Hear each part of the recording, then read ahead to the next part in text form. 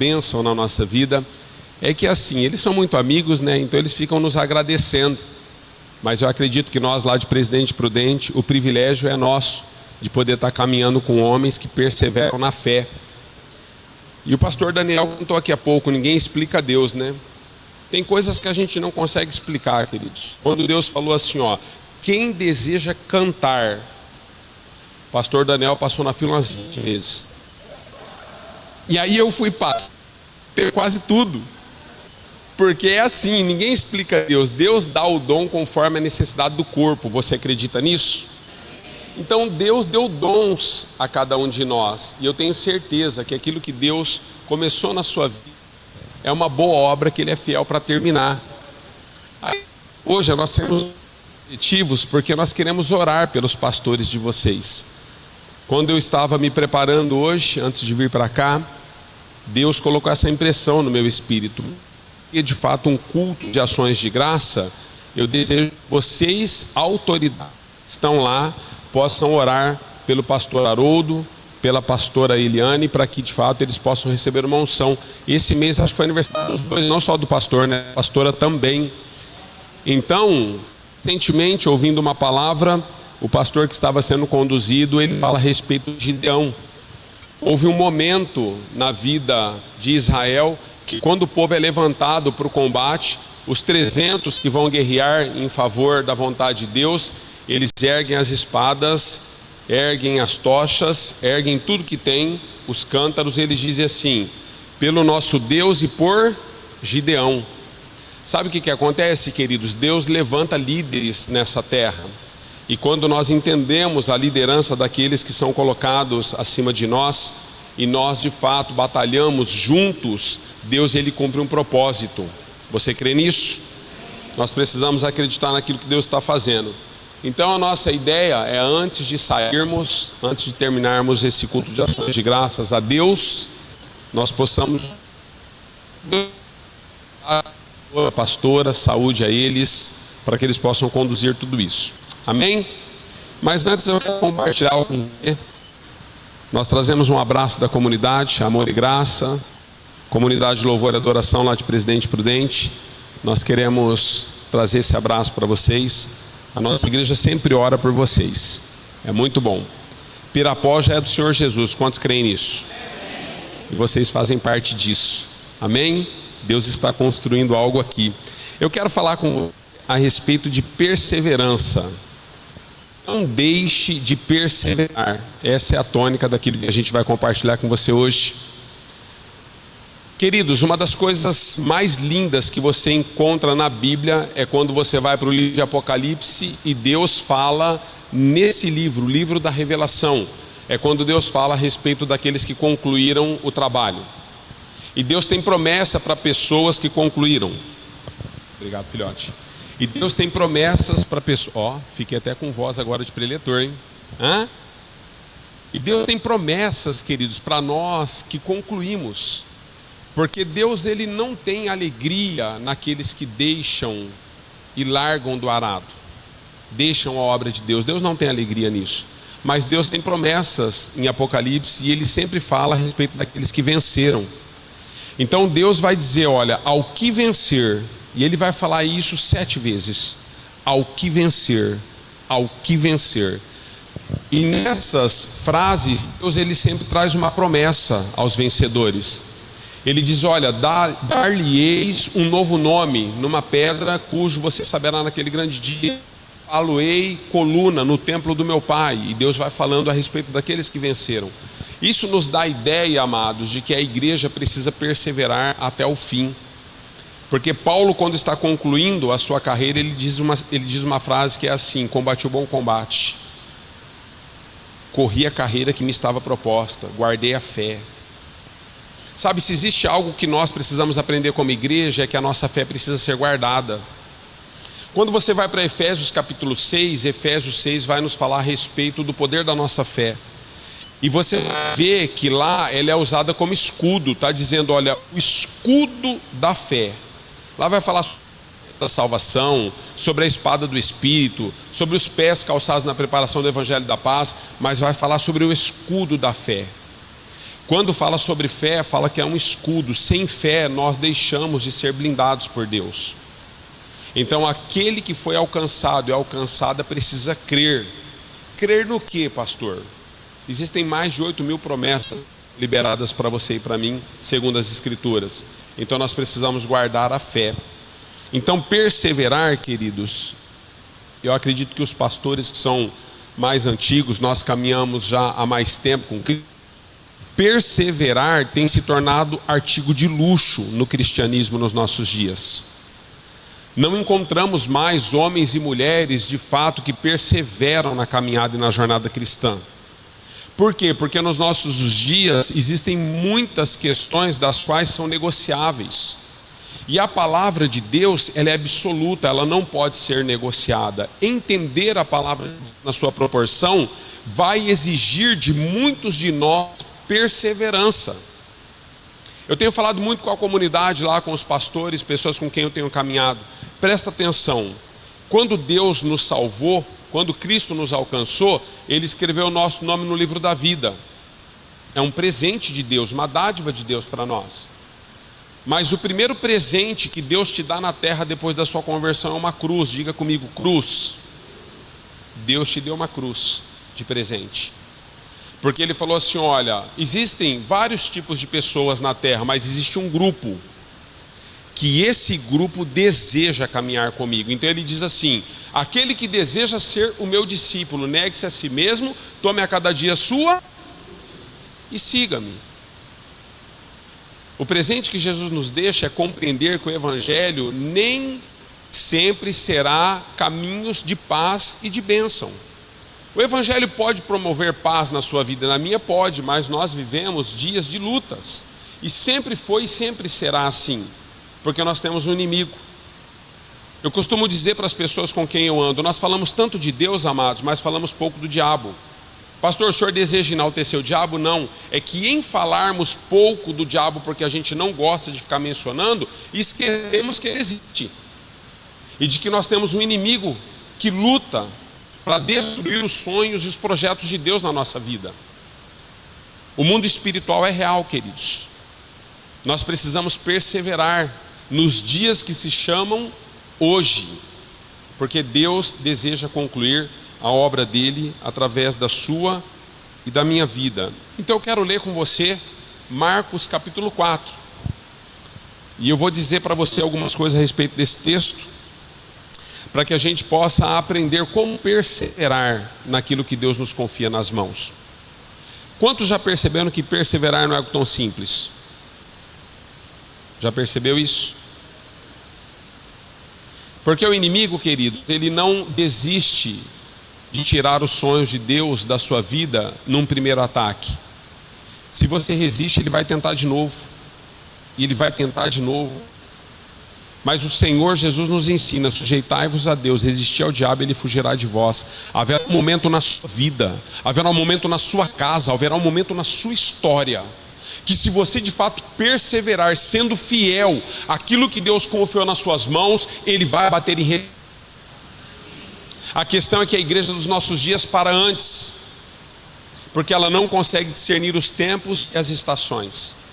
Então Marcos capítulo 4, o autor vai nos dizer o seguinte, verso 2 em diante, diz assim: e lhes ensinava muitas coisas, Jesus, ok? Jesus está ensinando.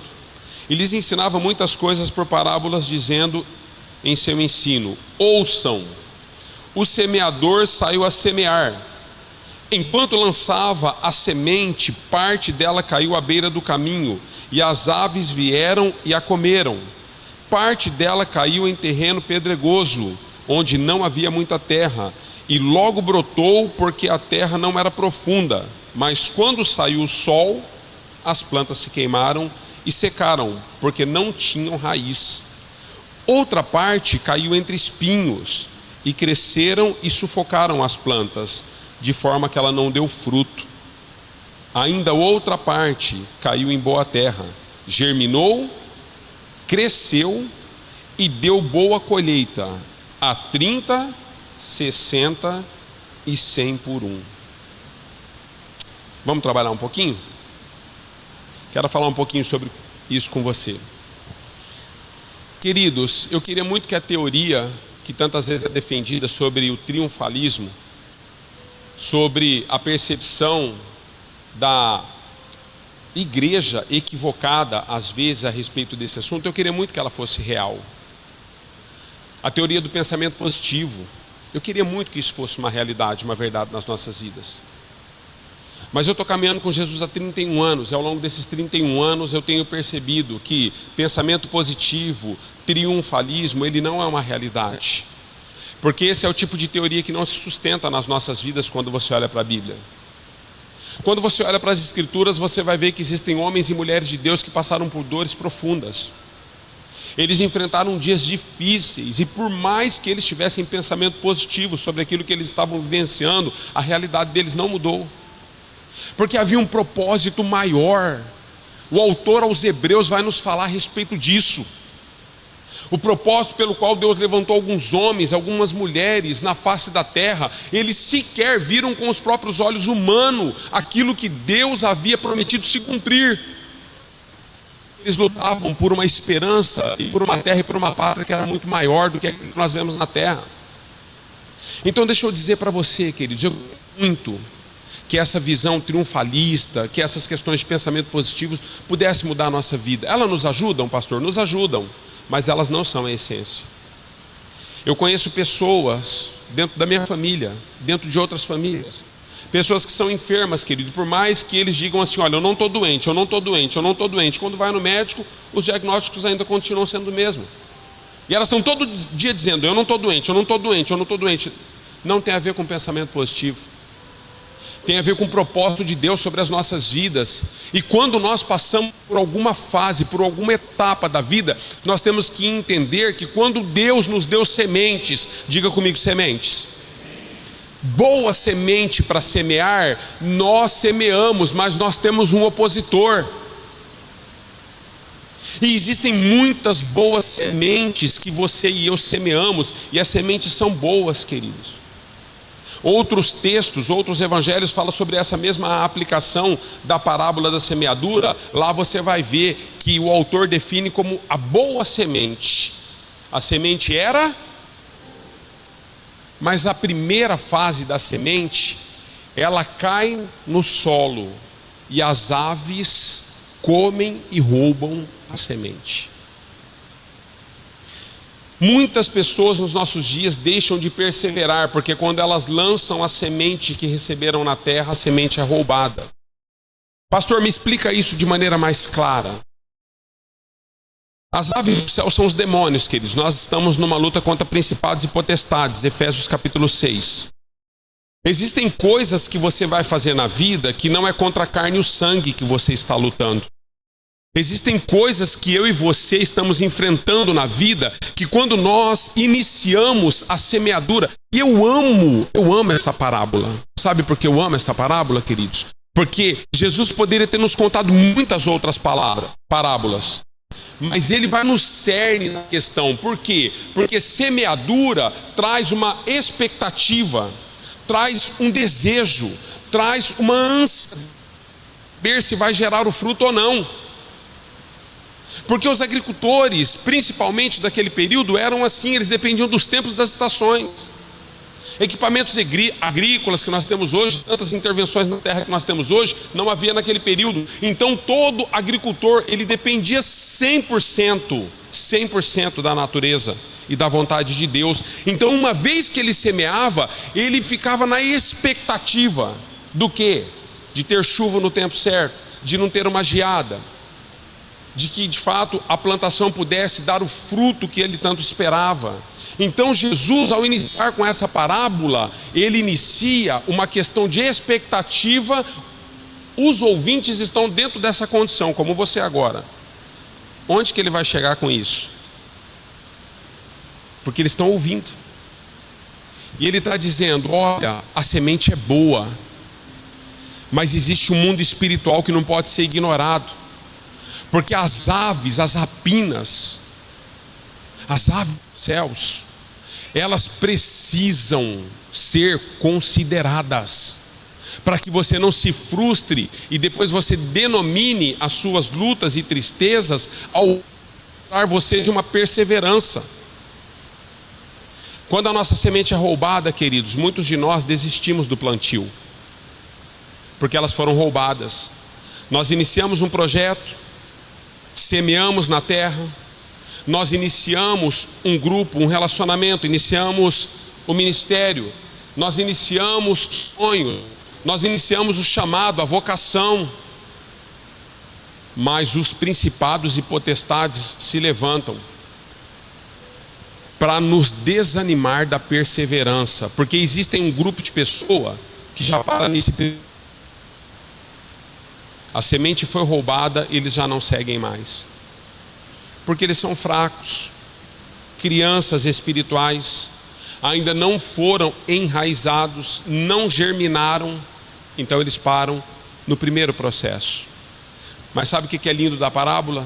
Jesus vai trazendo isso para aqueles ouvintes, e o lindo da parábola é que, embora a primeira parte ela foi roubada pelas aves dos céus, ainda tinha semente na sementeira. Diga comigo, nem tudo foi roubado. Nós ainda temos sementes. Deus ainda tem sementes para Pirapó. Deus ainda tem sementes para a sua família, para a sua casa, para o seu chamado, para a sua vocação. Deus ainda tem sementes para o seu casamento, para a sua paternidade, para a sua maternidade. Os seus filhos que estão lutando nas drogas, os teus filhos que estão lutando na rebeldia, aquela fase difícil, Deus ainda tem sementes, queridos. Aquele familiar tribuloso, que às vezes você sai do culto, você fala, vou chegar em casa, vai dar problema de novo, porque é toda vez a mesma coisa, é toda vez da mesma forma. Deus ainda tem sementes, Ele não desiste. E a Bíblia diz que a segunda parte então dessa semeadura, agora a semente cai sobre as pedras.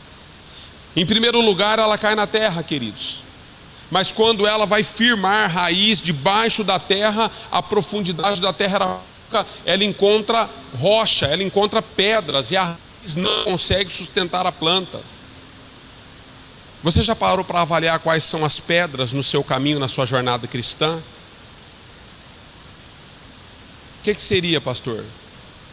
Vícios, limitações, temperamento, personalidade, são pedras, queridos. Nós estamos semeando, nós desejamos muito, mas nós nos deparamos com circunstâncias e situações que, quando nós pensamos que vai, não consegue enraizar, porque as pedras impedem que as raízes se aprofundem. Não sei se você já olhou para uma árvore que tem uma copa grande, e às vezes as árvores caem com a ventania. Por que elas caem? Porque a mesma proporção da copa deveria ser a proporção da raiz. Quando a raiz é menor que a copa da árvore, a árvore não é sustentada. O dia que você tiver a oportunidade, procura na internet sobre o bambu chinês. O bambu chinês, queridos, ele é algo fantástico, mas ele nos explica muito sobre a Bíblia, sobre a vida cristã. O bambu chinês, ele é plantado em mudas. Ele já faz uma mudinha, uma vez que a muda foi feita, ele é plantado na terra. E por 5 anos, ele é regado e adubado, e durante 5 anos ele cresce só alguns centímetros. Por 5 anos. No quinto ano, o bambu chinês chega a cerca de 25 a 27 metros de altura em um mês. Por quê? Porque para sustentar um bambu de 27 metros de altura, querido, você precisa ter raiz profunda. Então, durante 5 anos, aquelas raízes precisaram encontrar resistência. Elas precisaram se aprofundar, estar de maneira que ela pudesse sustentar depois o que viria. Sabe o que acontece conosco? Nós sonhamos um bom casamento, nós sonhamos um bom ministério, nós sonhamos ser empresários, nós sonhamos em ser empreendedores, nós sonhamos tantas coisas, queridos. Mas nós não temos a perseverança de seguir lutando, e quando a raiz bate, Nós desistimos em meio ao processo, e quando a bênção de Deus nos alcança, nós não temos estrutura para sustentá-la. Deus está nos comunicando algo nessa noite. Nós precisamos perseverar até o fim, porque a primeira parte do plantio, a semente foi roubada. A segunda parte, nós nos deparamos com dificuldades, circunstâncias, rochas, pedras que nos impedem de criar raízes.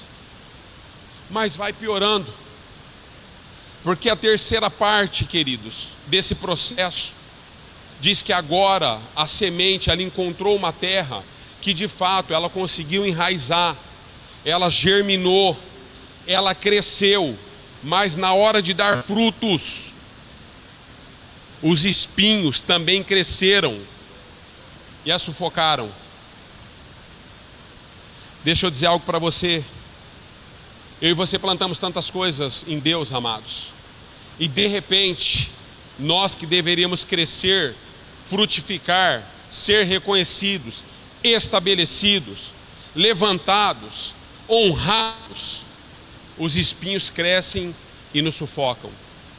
Eles aparecem mais do que nós, eles são mais reconhecidos do que nós, eles fazem e têm mais acesso a coisas do que nós.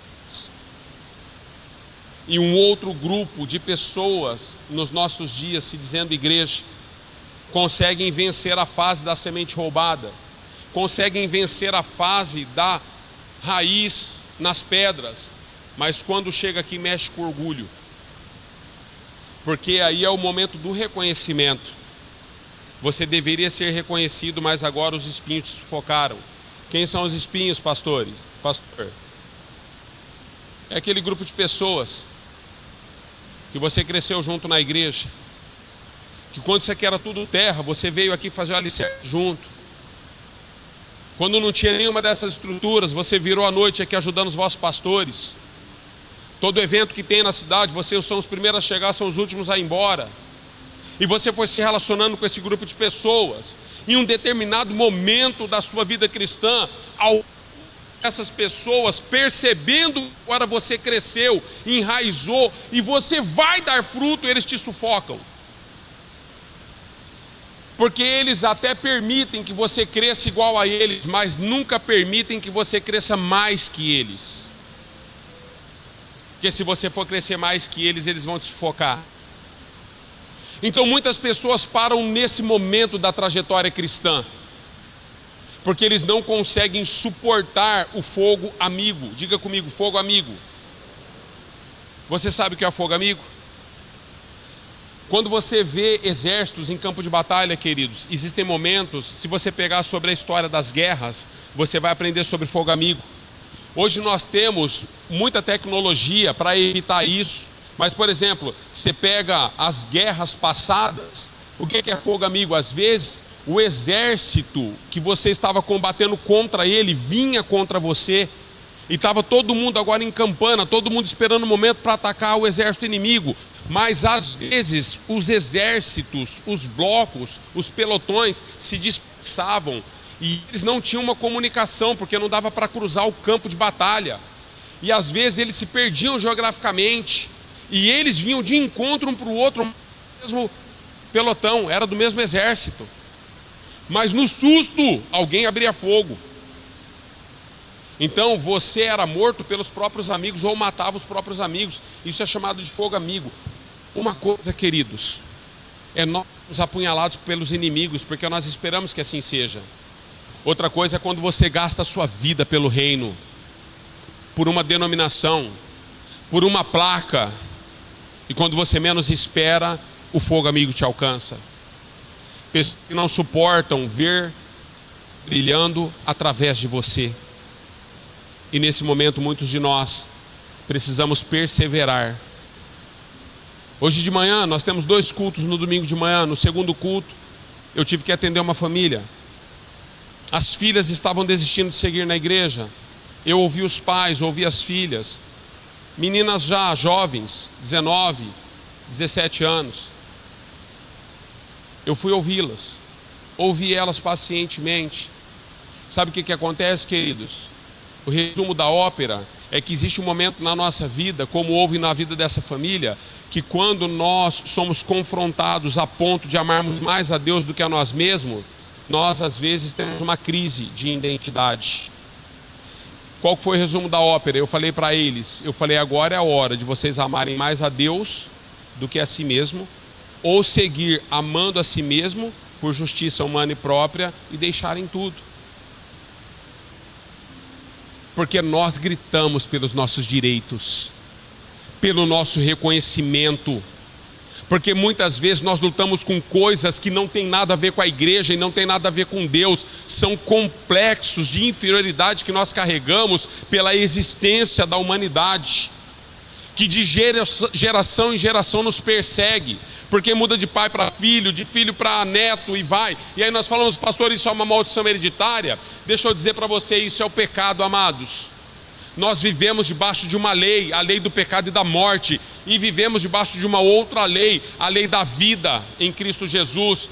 Em Deuteronômio capítulo 30, Deus diz para mim e para você nessa noite: eis que eu coloco diante de vocês dois caminhos, o caminho da morte e o caminho da vida. Escolho o da vida para que vivam, e não o da morte para que morram.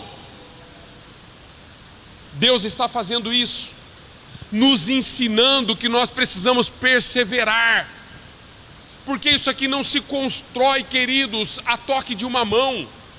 A igreja é um toque de muitas mãos, porque nós somos um corpo, unidos por aquilo que Deus está fazendo. É por isso, queridos, que eu louvo a Deus pelo que Deus está fazendo nessa década. Deus está restaurando a igreja do reino. Não tem mais placa, não tem mais denominação, nós somos um corpo. Porque de todos os povos, tribos, raças, línguas e nações, nós somos um corpo. E nós precisamos entender isso.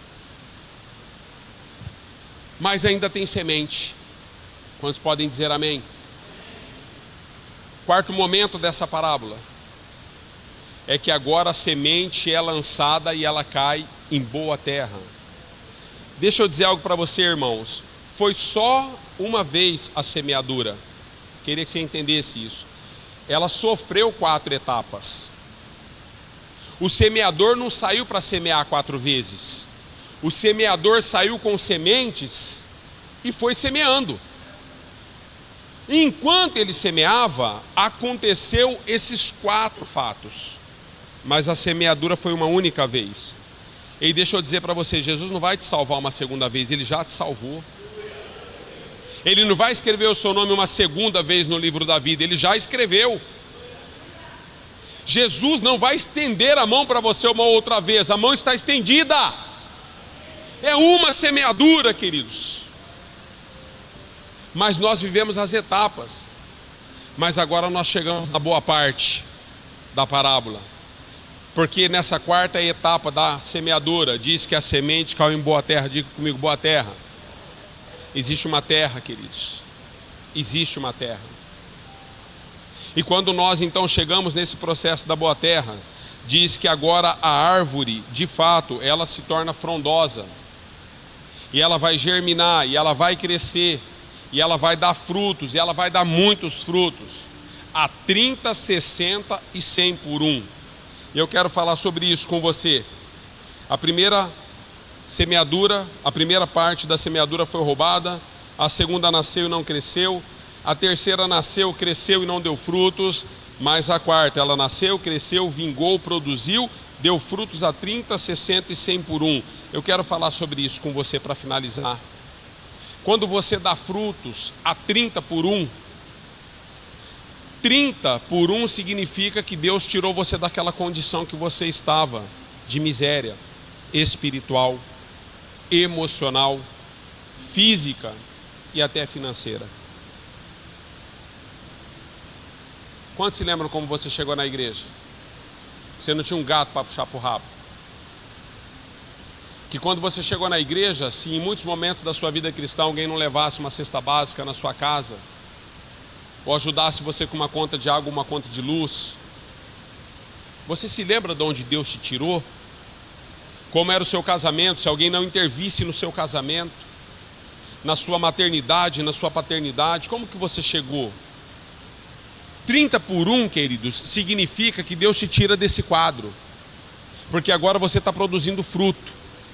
E o primeiro fruto que Deus dá a você é um fruto de tirar você dessa condição de pedinte. Você agora tem. Você consegue pagar sua água, consegue pagar sua luz, você consegue ter o seu carrinho. Você está 30 por 1 agora. Você já não precisa mais se esquivar de tudo. Você consegue ir num lanche, numa pizzaria. Porque Deus te tirou daquela condição do pecado e da morte que estava sobre a sua vida. Mesmo que você era uma pessoa abastada, tudo que você ganhava ia para o ralo, porque o devorador arrancava tudo de você. Deus te tirou dessa condição. Mas Deus, Ele te leva para 60. Quando você tem 60 por 1, queridos, não tem mais a ver só com provisão, tem a ver com sobra. Porque agora você tem 60 por 1. E no 60 por 1, queridos, agora você consegue trocar de carro. Agora você consegue trocar de casa. Consegue pagar plano de saúde para a sua família. Consegue ajudar os seus pais, os seus filhos. Além de sustentar a sua casa, você consegue intervir na vida de outros. Você olha um irmão na igreja, uma irmã na igreja que tem necessidade, você conversa em casa e você diz assim: vamos estender a mão para essa família, porque a gente tem 60 por 1, porque agora a nossa semente, de fato, ela tem produzido a ponto da gente conseguir ajudar outras pessoas. Sabe, amados, as pessoas que passam pelo processo e vão desistindo no meio do caminho, elas não conseguem mais semear em nada nem em ninguém. Não semeiam mais na igreja, deixam de ser fiéis ao Senhor, não semeiam na família, não semeiam nas pessoas, não assistem mais a viúva e o pobre e o órfão nas suas necessidades, não assistem missionários. Por quê? Porque elas foram roubadas, porque elas foram sufocadas, elas foram desistindo de investir naquilo que Deus ama. Mas quando você está com 60 por 1, essas coisas vão ficando para trás. Porque você começa a dizer: mas nós temos condição, amor. Nem vai nos pesar isso. Nós estamos a 60 por 1. Então quando você conversa em casa, 60 por 1, caiu na boa terra e está frutificando dessa forma, você consegue conversar e escolher alguém para ajudar. Mas Deus não para aí. Porque para quem persevera, Deus vai além. Deus fala de 100 por 1. Então deixa eu dizer para você, quando você tiver 100 por 1, você não escolhe mais quem você vai abençoar. Todas as pessoas que passarem debaixo da sua árvore vão comer. E nessa hora até os seus inimigos comem. Sabe aquele cara chato, aquela menina que te prejudicou na igreja? Sabe aquele casal que você não suporta? Até eles vão comer porque você está 100 por 1. Porque você perseverou. Porque a 100 por 1, queridos, nós estamos falando de produção. Nós não estamos mais falando de uma quantidade de fruto que você tem um pé de árvore na sua casa e você tira daquele fruto para comer, e se você esvaziar o pé ele acabou. 100 por 1 nós estamos falando de colheita grande, de produções enormes. Então todas as pessoas podem ser tocadas por aquilo que Deus está confiando na sua casa e nas suas mãos, porque você perseverou. E aí Deus diz para mim e para você: aqueles que forem fiéis no pouco, eu vos colocarei sobre o muito. Porque é assim que Deus faz. Haverá um dia, ouça o que eu estou dizendo para você, haverá um dia que muitas pessoas vão comer debaixo da sombra da sua árvore. Pessoas que você jamais esperava, pessoas que foram embora em meio ao processo, que desistiram de você, que fizeram sombra para você, com espinhos que te feriram durante a caminhada. Haverá um dia que, se você perseverar, eles vão ter fome. Quando eles tiverem fome, eles vão se lembrar: um dia eu estive com alguém que de fato tinha sinceridade no evangelho e no coração, e eu tenho certeza que se eu voltar naquela casa tem pão e tem água. Porque Deus é assim, queridos. Ele nos faz frutificar 100 por 1 para abençoar. Eu quero chamar a sua atenção nessa noite, porque alguns de nós, queridos, às vezes vivem uma vida de comparação. Nós estamos aqui Eu acabei de chegar da PIB de Marília. O templo, pastor Daniel, 3.000 pessoas sentadas. Você olha tudo aquilo assim, você fala, meu Deus do céu, quando será? Quando será que vai chegar a minha vez? A gente não pensa assim, quando a gente vê algo grande. Mas sabe o que Deus colocou lá no meu coração? Anderson, você pode ter capacidade para muito mais do que isso. Mas se no meu coração eu tiver algo menos do que isso para você, é o que você tem que se alegrar. Então eu aprendi a ter contentamento, queridos. Eu sei que a nossa cidade vai viver um romper, porque Deus deu Presidente Prudente nas nossas mãos. A pergunta que eu faço para você, local: Deus deu Pirapó nas suas mãos? Então você precisa se abrir para aquilo que Deus está fazendo. Às vezes nós olhamos para coisas grandes e nós falamos, nossa, eu fui lá na igreja do pastor Cacá, nossa, eu fui lá na igreja do pastor Domingos, nossa, eu fui... Deixa eu dizer para você, Deus nos deu algo nas mãos. Na fidelidade do pouco, pastor Antônio, ou pastor Haroldo, ó, o Antônio me veio no... Pastor Haroldo, na fidelidade do pouco, Deus vai fazer muitas coisas nessa casa. Sabe por quê, pastor Haroldo? Porque aquele que começou a boa obra em Pirapó é fiel para terminar. E vocês são só vasos neste lugar. Quando Deus nos arranca de um determinado lugar e nos posiciona plantados debaixo de uma visão, é porque Ele tem propósito naquilo que Ele está fazendo. Então Pirapó está nas mãos desta casa. E esta casa pode mudar a realidade, as estações. Ei, deixa eu dizer para você, finalizo, de fato, de verdade. Elias orou. Josué orou. Eliseu orou. Mas esses homens oravam diferente de como nós oramos. Porque apesar de todas as limitações que eles tinham, eles acreditavam que Deus os ouvia. Quando Josué orou, o sol parou, queridos. Ele precisava de mais tempo para a batalha. Quando Elias orou, não choveu por 3 anos e meio. Você já parou para se perguntar o que Elias fez nesses 3 anos e meio? Já parou para se perguntar? Eu acredito, queridos, que quando Elias trouxe uma palavra da parte de Deus para aquela nação, ele diz, olha, não choverá por mais de 3 anos nessa terra. Eu acredito que Elias todos os dias ia na presença de Deus, dobrava o seu joelho e falava, Senhor, o Senhor liberou uma palavra e eu quero orar todos os dias até que ela se cumpra. Ela vai se cumprir, o Senhor está dizendo que não vai chover e não vai chover, Senhor.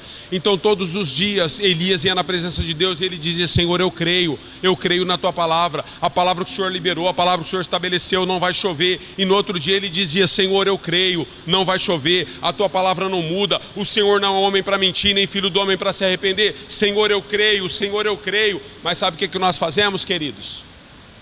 Deus nos dá uma palavra, nós liberamos a palavra para o nosso povo, para a nossa família, para os nossos, e depois nós vamos descansar e dizemos, Senhor, agora é contigo.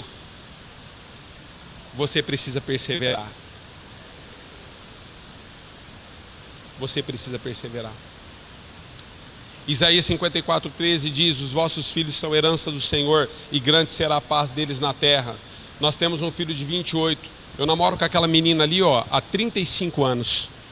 Nós estamos namorando. 30 de casado, amor. É isso? Estou bem. Deixa eu dizer para você, nós temos 2 filhos, um de 28, um de 24. O de 28 casou, somos avós, mas o de 24 ainda está conosco. Os nossos filhos, desde pequenininhos, queridos, todas as noites,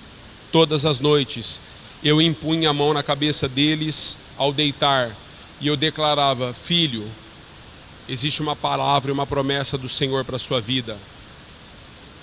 Você será um discípulo do Senhor e grande será a sua paz na terra.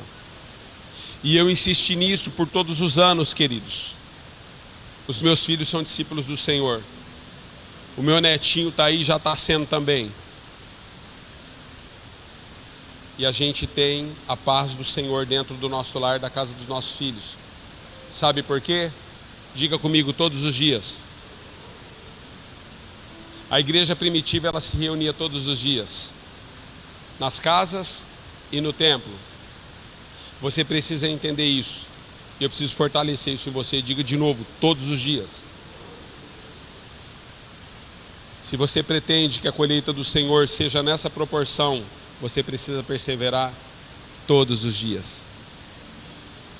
Todos os dias. No nosso culto da manhã, o Murilo trouxe uma palavra. E na palavra ele vai falar sobre as crônicas de Nárnia. Ele pegou lá um exemplo, que ele faz um paralelo com um leão. E faz um paralelo com Pedro. Então essa crônica, na verdade, ela é 100% bíblica. Mas existe um texto bíblico que quando, de fato, Pedro, ele tem a bainha da espada no corpo e tem a espada nas mãos e vai para a guerra contra os lobos, a espada dele fica cheia de sangue. E quando ele termina a batalha, o leão, que na verdade representa Jesus, vai dizer assim para ele, fala: Pedro, lave e limpe a sua espada. O que foi que Deus está tentando comunicar através desse contexto bíblico? Quando você sai para uma batalha, queridos, ontem, hoje, e você vence os seus inimigos e a sua espada está suja de sangue, para uma nova batalha a sua espada precisa estar limpa. Você não pode ir para a batalha seguinte com o sangue da batalha antiga. O sangue da batalha antiga não vai dar a você a vitória da próxima guerra. A sua espada precisa estar limpa para que você possa guerrear de novo. Isso me ensina que é todos os dias. São todos os dias. Eu quero finalizar assim com você. Se você puder ficar em pé para parecer que está acabando, eu quero finalizar assim. Eu quero orar, antes de orarmos pelo pastor e pela pastora, eu quero orar por você. Eu quero dar a você a oportunidade de você perceber qual o momento que você se encontra dentro dessa parábola. A semente já caiu em boa terra? Você já está a 30, a 60, a 100 por um? Ou você está vivendo um momento onde as sementes que são roubadas ainda têm abatido você no processo da trajetória cristã? Ou você está tentando enraizar coisas que ainda não foram firmadas, estabelecidas da maneira que você espera e tem orado a Deus, mas eu quero dizer para você, se você perseverar, vai chegar. Ou você está naquele momento que os espinhos, as pessoas estão tentando sufocar os seus frutos. Em que momento você está? Eu quero orar com você.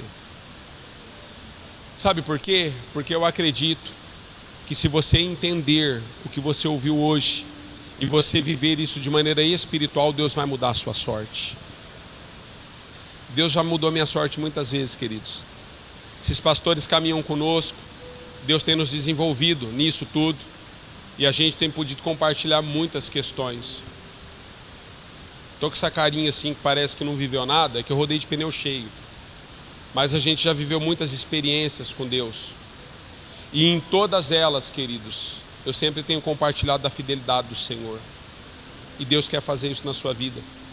Por quê? Porque Ele quer te dar uma grande igreja? Não, porque Ele quer te dar uma grande família. Uma família de muitos filhos. Filhos físicos e filhos espirituais. Deus quer fazer de você um discipulador, de você uma discipuladora. Deus quer ensinar você a cuidar de gente como Ele cuida, a amar gente como Ele ama. Então coloca a sua mão no coração se você tem esse desejo. Eu quero orar com você.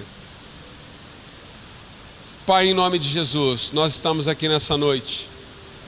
E debaixo dessa palavra, Senhor, da semeadura, nós queremos declarar, Senhor, é possível que alguns de nós estejam vivendo momentos críticos e difíceis. Mas nesse momento, Senhor, nós queremos abençoar a vida dos teus filhos. E queremos declarar, Senhor, que os teus filhos possam produzir aquilo que a tua palavra nos ensina. Não somente 30, nem 60, mas os teus filhos possam perseverar a chegarem a produzir 100 por um.